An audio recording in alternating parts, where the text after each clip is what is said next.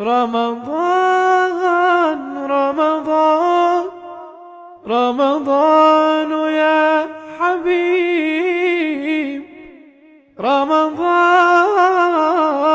رمضان ليتك دوما قريب. Assalamualaikum warahmatullahi wabarakatuh. Alhamdulillahilladzi aujaba shoma Ramadan ala ibadihil muslimin la'allahum yattaqun.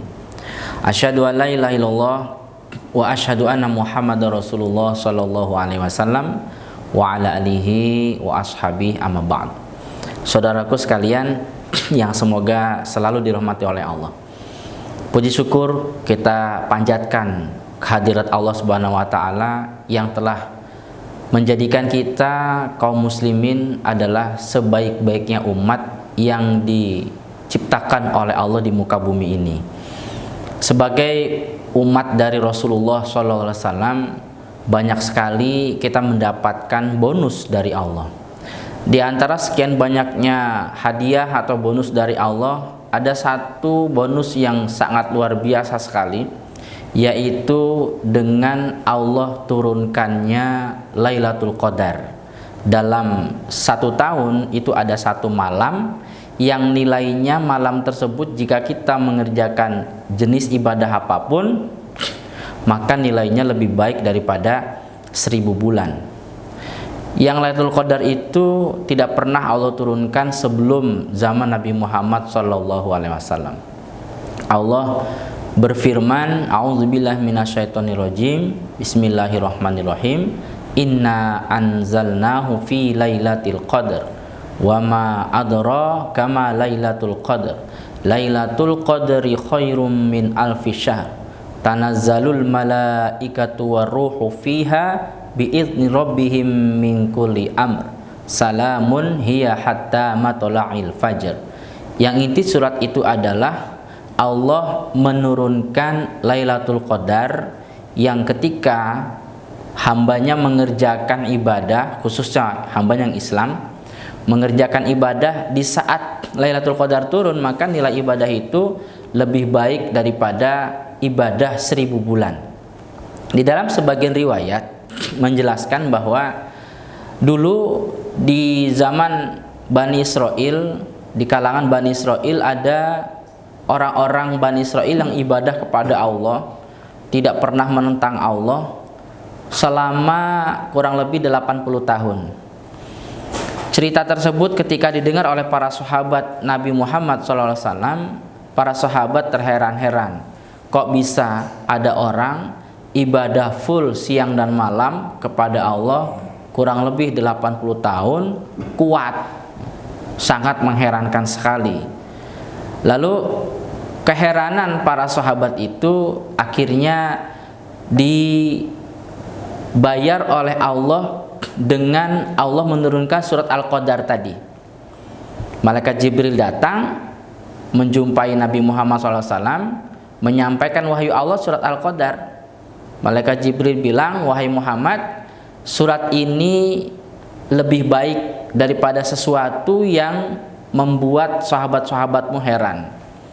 Akhirnya oleh Nabi Muhammad dibacakanlah surat Al-Qadar kepada para sahabat yang akhirnya menjadi kabar gembira yang luar biasa bagi para sahabat.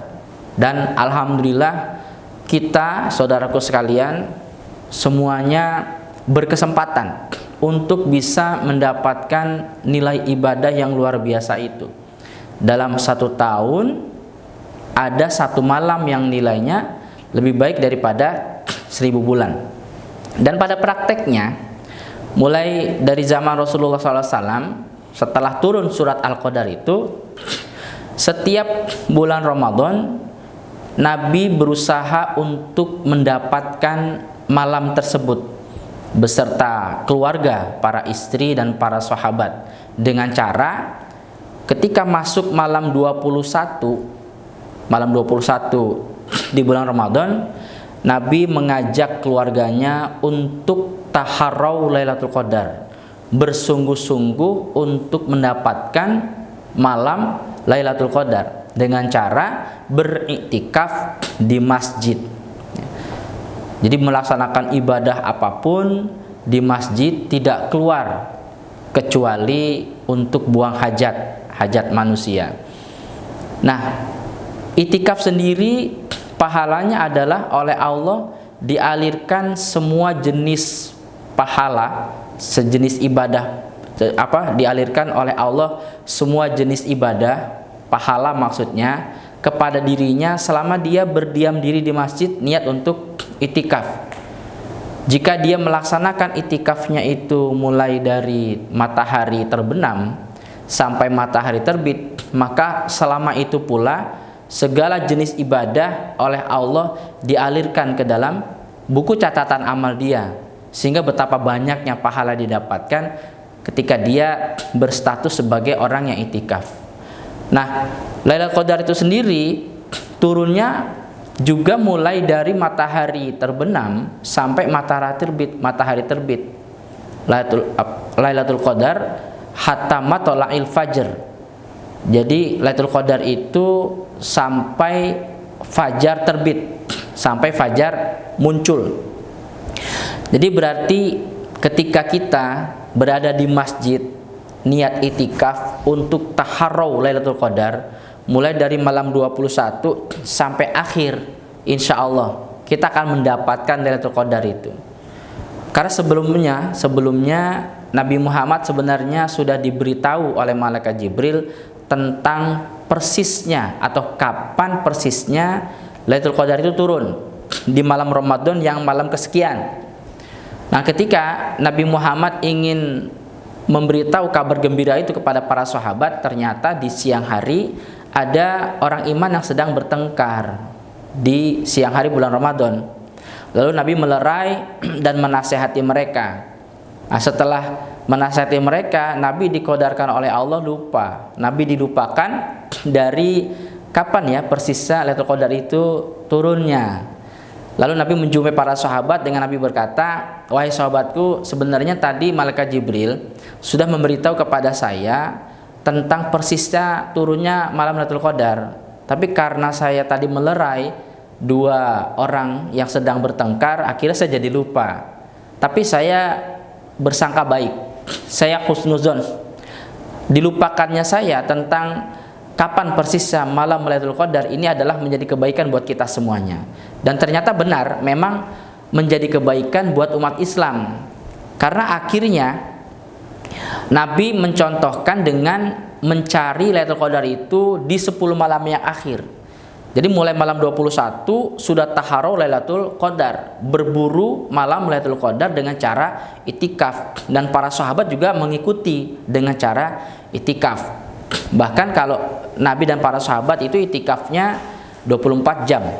Siang ya itikaf, malam ya itikaf. Tapi pada prakteknya kita sekarang sak mampunya. Minimal di malam hari kita melaksanakan itikaf, mulai dari kita masuk masjid untuk menunaikan ibadah sholat isya, taraweh, lanjut sampai subuh kita melaksanakan itikaf. Kenapa? Karena tadi setelah saya ungkapkan bahwa Lailatul Qadar itu turunnya adalah sampai matahari terbit. Ada sebagian ulama memberikan gambaran Lailatul Qadar itu diibaratkan seperti hujan butiran emas. Coba kita bayangkan bagaimana jika ada hujan butiran emas itu turun di depan rumah kita. Hujan butiran emas tersebut bisa kita dapatkan, bisa kita miliki jika hujan tersebut kita tadangin ya, kita wadahi dengan sebuah wadah yang kemudian kita jaga wadah itu sampai penuh, kemudian baru kita bisa ambil dan kita miliki. Dan hujan butiran emas itu terus turun, kita boleh untuk mengambil wadah yang kosong lagi, kita letakkan lagi, kita jagain sampai penuh, kita ambil lagi yang kosong lagi. Terus begitu. Sebagai normalnya manusia, pasti akan menggunakan kejadian baik itu dengan sebaik-baiknya. Tidak ada rasa khawatir dengan begadang, tidak ada rasa khawatir dengan terjaga untuk mendapatkan hujan butiran emas sebanyak-banyaknya, dan gak khawatir besok kemudian akhirnya tidak melakukan aktivitas. Kenapa? Karena dia telah memiliki butiran emas yang sangat banyak, tinggal dijual dan tidak perlu kemudian dia bekerja lagi, dia sudah menjadi orang kaya dengan punya banyak butiran emas tersebut. Ini hanya sebuah gambaran ya.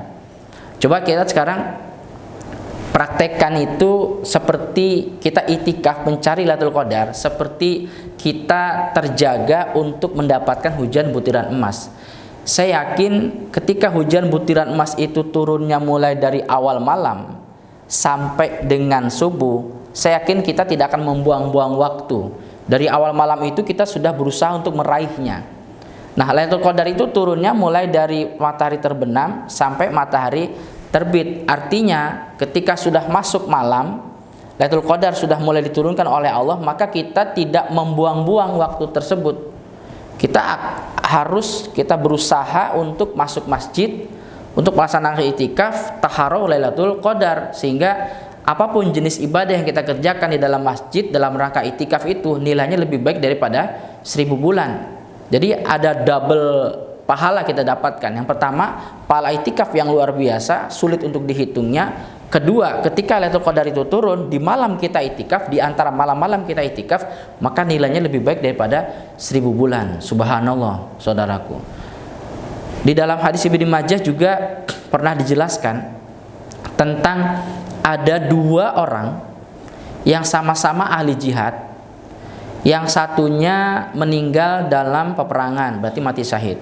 Dan yang satunya lagi meninggalnya tahun depan, mati biasa. Tapi kemudian di dalam cerita seorang sahabat, dia bermimpi 2 orang tersebut ternyata dimasukkan ke dalam surga. Namun oleh malaikat yang diberi kehormatan untuk masuk surga duluan adalah yang mati biasa, yang matinya itu setahun di depannya, setahun kemudian setelah yang mati syahid meninggal dunia di medan perang. Cerita tersebut kemudian, mimpi tersebut kemudian diceritakan oleh seorang sahabat yang bernama Tolha kepada sahabat-sahabat Nabi yang lain. Tolha sendiri yang bermimpi itu merasa keheranan, kok bisa ya yang diberikan kehormatan adalah orang yang mati biasa. Sahabat-sahabat yang lain juga sama, terheran-heran juga, kok seperti itu mimpimu ya wahai Tolha. Lalu keheranan mereka dibawa kepada Rasulullah SAW, dan Nabi menjawab dengan sabda bahwa kenapa kalian heran? Itu kan suatu hal yang wajar kalau Allah memberikan kehormatan kepada orang yang mati biasa, karena ibadah yang dia kerjakan lebih banyak. Dan bukankah di dalam setahun ke depan setelah yang mati syahid itu wafat dalam medan perang, si orang yang mati biasa ini menjumpai bulan Ramadan lebih banyak. Yang di dalam bulan Ramadan itu kan ada Lailatul Qadar. Jadi karena Allah menghormati bulan Ramadan, maka Allah pun menghormati orang yang menjumpai Ramadan lebih banyak, yang di dalamnya ada Lailatul Qadar. Jadi wahai saudaraku, intinya adalah jika kita oleh Allah diberi umur sampai bulan Syawal, berarti Allah berikan kita kesempatan untuk mendapatkan Lailatul Qadar.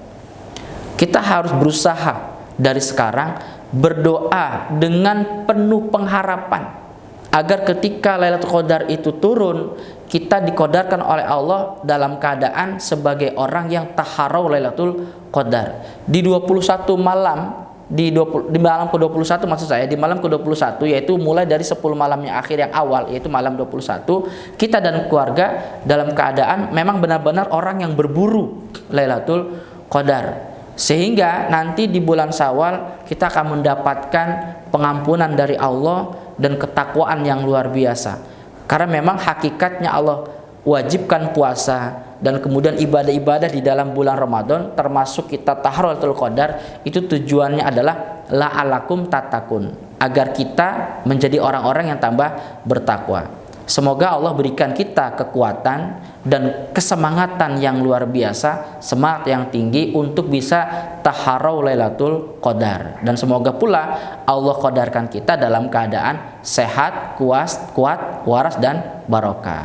Demikian yang bisa saya sampaikan. Mohon maaf atas segala kekurangan. Semoga manfaat. Assalamualaikum warahmatullahi wabarakatuh.